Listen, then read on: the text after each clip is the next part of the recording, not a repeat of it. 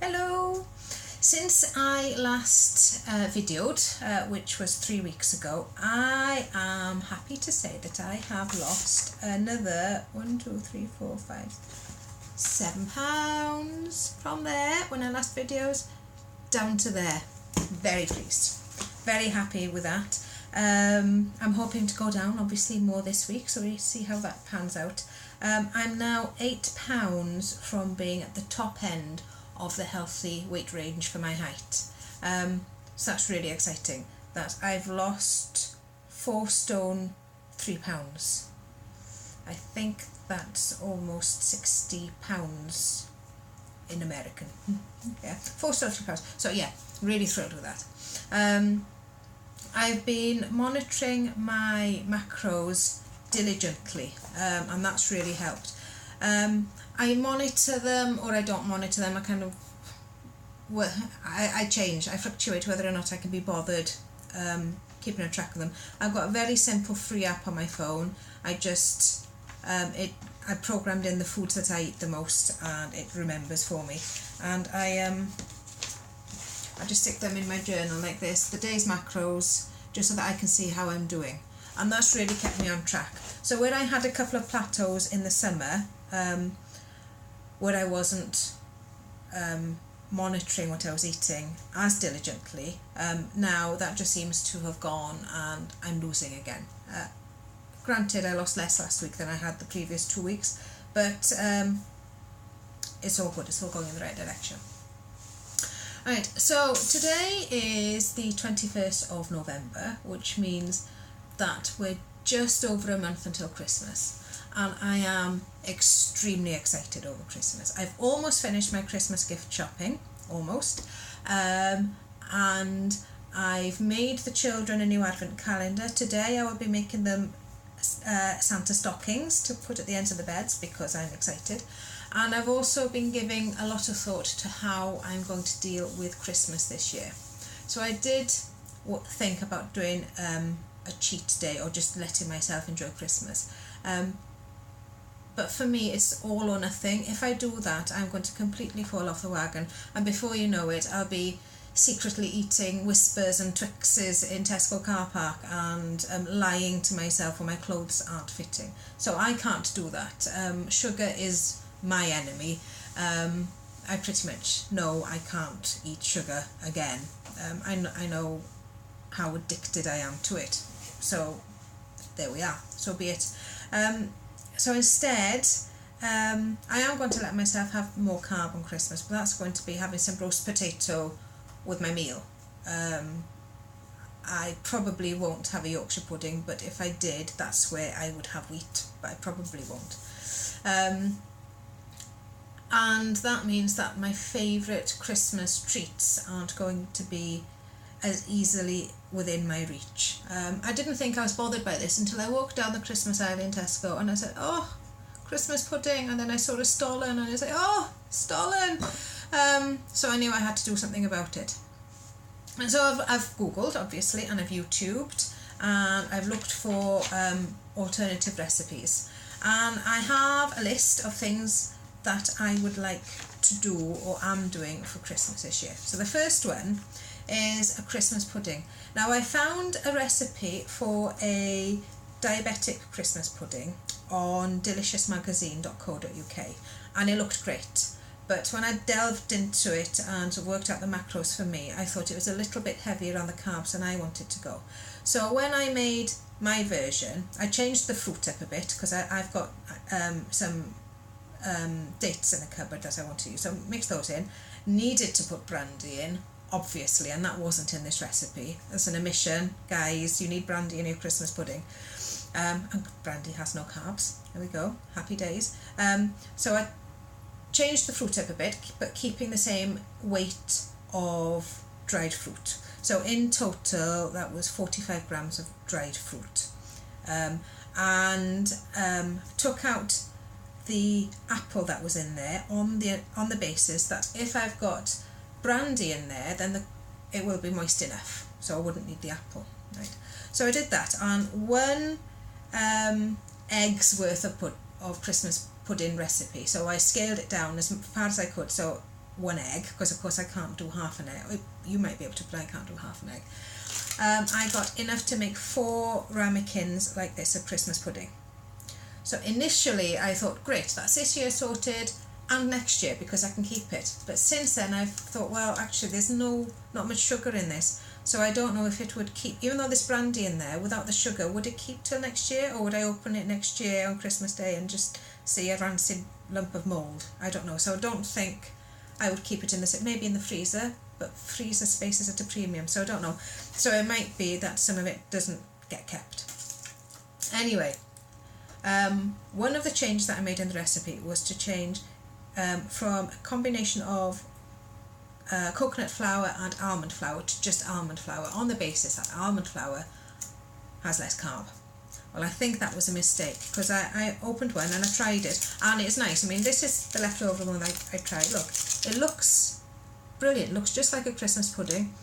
It tastes Christmas. It tastes of, you know, the right spices, and you've got the dried fruit in there and brandy. Could have put a bit more brandy.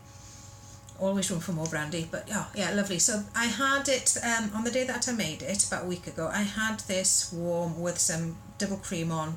Lovely, beautiful in taste and in smell, but in texture it was wrong. It's too wet. So I don't know if that's because I took out the coconut flour for all almond flour, or because when I was cooking them in the slow cooker some water got in, but I don't think that happened because I was very careful watching the level of water in there. So it was well below the ridge, you know, it was about here all the way through. So I think it's the flour. So I've given it some thought, and reluctantly, even though I've got 3 ramekins like this left, they're going in the bin.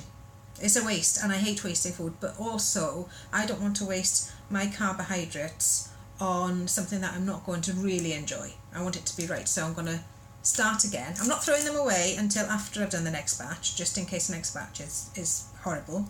But that's the plan. So whichever is the most successful batch next time will be the one that I keep. And if it's a good recipe, I will share it with you.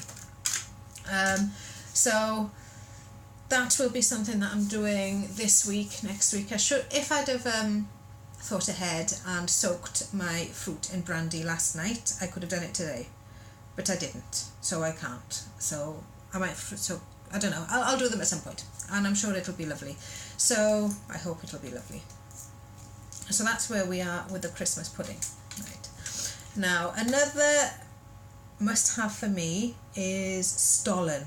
So I've seen 3 or 4 interesting looking recipes online for Christmas Stollen. That's low carb, some of them are keto, some of them are for diabetics, and they all seem to have different, but they've all got different ingredients and all have different things going on. So I need to study them and decide which one I'm going to go with. I think I had decided, but I can't remember what I'd decided, except that I'm going to make my own marzipan. And there's a German page I found a nice recipe for marzipan on. Google Translate helped me a lot with that. So that's going to be another project, but not yet because it's too soon to make Stollen. I want it to be nice for Christmas, so if I make it now, won't it be stale by Christmas, I would think. So I'm waiting to make that, and I don't want to make one to test because I'll just eat it for the sake of it, and it's supposed to be a Christmas treat. So that's what I'm going to do. And because it's only me that'll eat it, my husband and my children don't like Stollen. Crazy, I know. I'm going to share it with a lady at work who is diabetic and who's excited at the idea of having some Stollen. So hopefully it'll be nice enough that I can share. Otherwise, the poor woman will have to look thankful for something that she's not going to eat. So we'll see. Now, the third thing that is always a requirement at Christmas is chocolate, right? So Quality Street is the Christmas staple in our house. I've already bought the big tin for the family. Obviously, that won't be for me this year. So I am at the minute sort of indulging in a little square of Lindt 95% dark chocolate of an evening. Just the one square to round me off if I've got enough macros left. And that's really nice. But I thought, well, for Christmas I want something different. So Christmas time for us is is the Quality Streets, or Terrace Chocolate Orange, or Orange Matchmakers. So it's obvious that orange is a big deal there. Now, what I did this week, Saturday morning I think it was, on a whim, I found a recipe for raw chocolate, which I made. Well, I'm just flicking through for my recipe now. It was on precisionnutrition.com, and I found this recipe for raw chocolate, and I thought, brilliant, I have all the ingredients. They were cocoa butter, coconut oil, cocoa powder, sweetener, and then whatever flavourings I wanted to put in. So I tried one with vanilla, one with brandy, and one with orange essence. Okay, then I put some hazelnuts in the vanilla ones, and grated orange zest in the orange ones, so I could easily identify them because I've only got one mould. Right, that didn't really work because the almond, the nut and the orange zest kind of sunk down, so I couldn't tell easily by looking at them which was which. They're okay. I mean, the first takeaway from that is that I need to learn how to temper chocolate, because I didn't. And these chocolates are already soft, and they've only been out of the fridge since 2 minutes before I started this video, and they're already soft. The second takeaway is, now I used stevia. The recipe called for agave syrup, which I wasn't going to use because of carbs. And I have stevia in, so I used stevia. It's granulated, not powdered, so it didn't mix very well.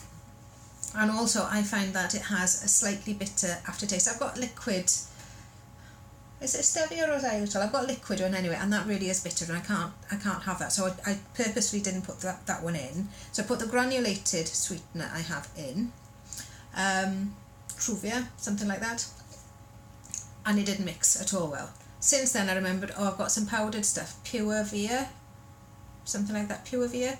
I could have tried that instead, but I forgot I had it, so there we go. If I do it again, I'll try the powdered sweetener. So as a result, the vanilla ones, here they are, I've tipped them out. Right, the vanilla ones, are they pretty? Yeah, bitter, really bitter. The ones with the nut in, yeah, can I find one? There's one with the nut in, right, see, I've had a little nibble. Really, really bitter, so I don't think I can eat them, right? The ones with brandy in, no, this one, yeah, the ones with brandy in, not enough brandy, that's it, not enough brandy, and also bitter, right? But the orange ones, ooh, they were nice. Now I put quite a lot, no, see, I've got to smell them to tell. This is the orange one, I might have this one later. The orange ones, I put quite a lot of orange essence. Is that in focus? No.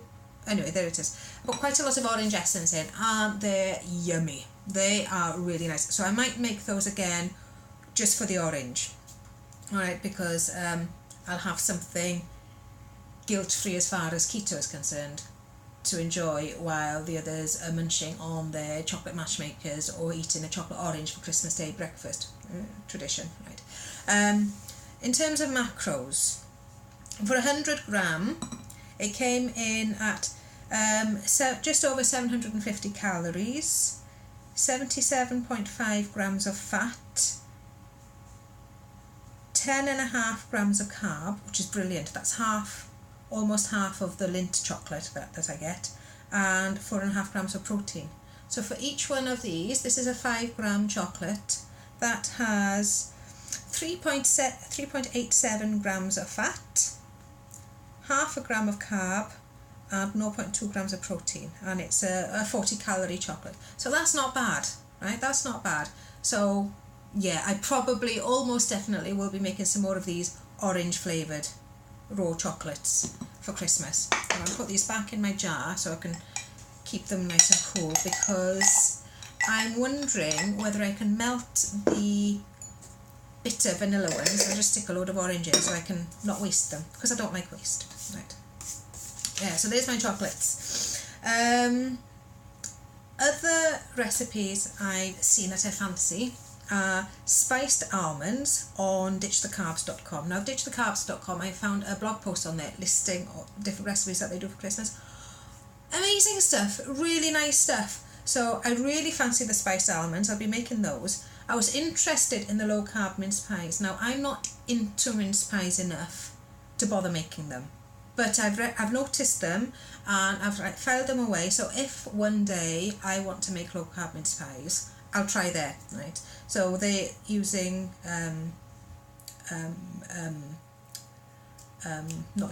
suet, using suet and apple and raisins and the spices. So it looked really interesting, right? Also, speaking of suet, when I was twiddling with the recipe for the Christmas pudding, a Torah suet has flour on it. Now, that's not extra carb I want to put in my food. I don't want to just, get my high quality dense fat and throw it in there with flour, with carbohydrate. What's that all about?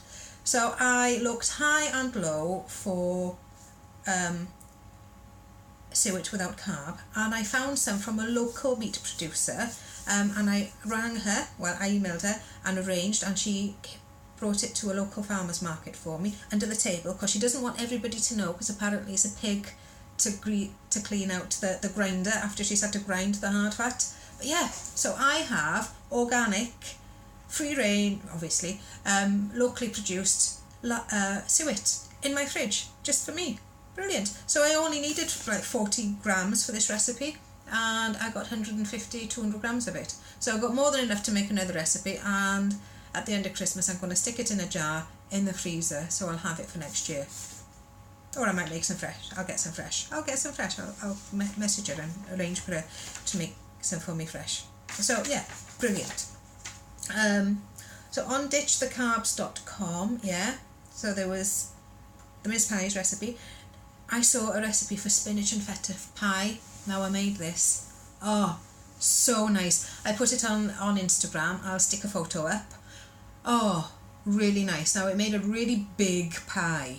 The recipe said 12 portions, but really 6. But 6 dense, big slabs of, quiche. It is really feta quiche. So nice. So I've eaten 3 of it, and the other 3 are in the freezer, so I can have them at another time.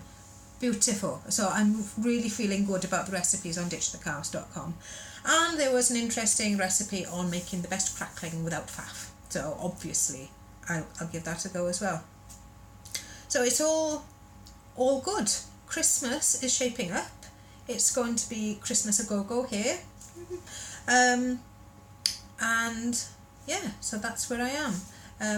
Now, Freeletics. In my last video, the video before, I might have mentioned that I was starting Freeletics. Yeah, that didn't work out. I've kind of not bothered doing it. I might pick it up again, but I don't want to do it. I just don't want to, so it's probably not going to happen. But this morning I did go for a swim. I'll try and do that once a week. I know I can do it on a Tuesday morning, depending on what work I've got on, but I was able to do it today, so I'll aim at doing that. But you know what, exercise, I'm not a big exerciser, I'm not a gym bunny. Food is how I'm going to get to where I want to be, and I'm getting there, and it's all brilliant. So there we go. I will update you again on how I'm doing with my Christmas preparations and anything else that I think you may be interested in or that I just want to get off my chest. So I hope that you'll subscribe, follow me, and catch up with me next time I've got something to share. Thank you very much. Bye.